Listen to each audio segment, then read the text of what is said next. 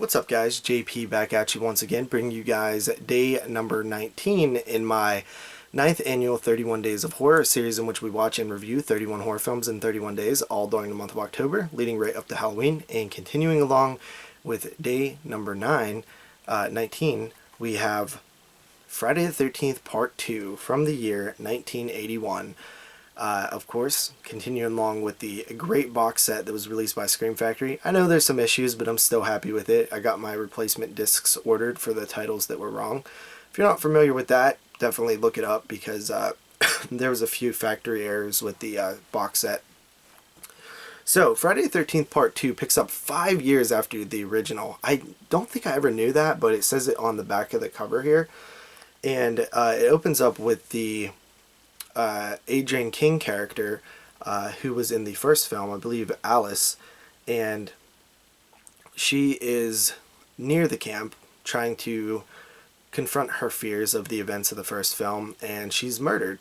Cut to a brand new group of camp counselors who are opening up the Camp Crystal Lake once again, and we have a big group of characters in this one, and some of which actually don't get killed, which is pretty interesting, because that normally doesn't happen. So yeah, and there's a killer on the loose. It's a whodunit again, kind of.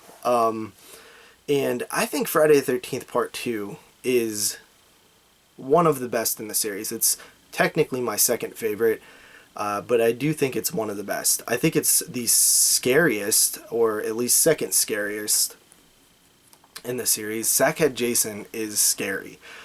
And there's a lot of scenes where he's like in the background running towards Amy Steele's character, Ginny, and it's really creepy.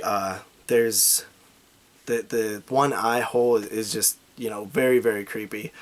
And this one has my probably favorite final girl in Amy Steele as Ginny. I think she is phenomenal.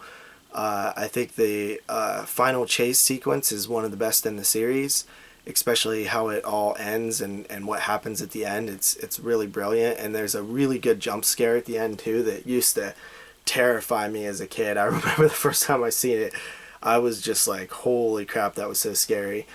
And yeah, there's a cool scene where they're telling the story of Jason at the campfire, which is really awesome.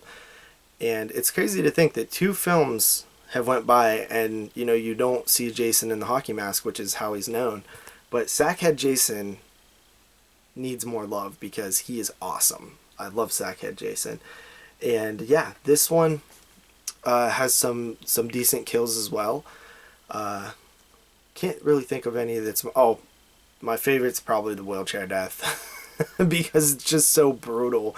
And the cool thing about this Blu-ray here is there's actually a bonus feature that has the gore footage. The Friday the 13th series was infamously chopped up by the MPAA, and a lot of the titles were cut, especially 2 and 7.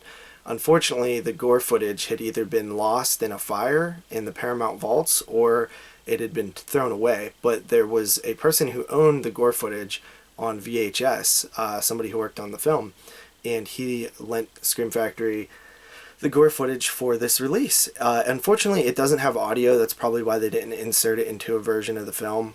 But it is really good. Like, I did not know the Alice kill at the beginning of the film was so brutal. It's very brutal. It's way better than the kill that we ended up getting. It's unfortunate. I pray that some way, somewhere, that footage exists, that one day we can get true uncut versions of Part 2 and Part 7, but it's probably never going to happen, so this is at least something.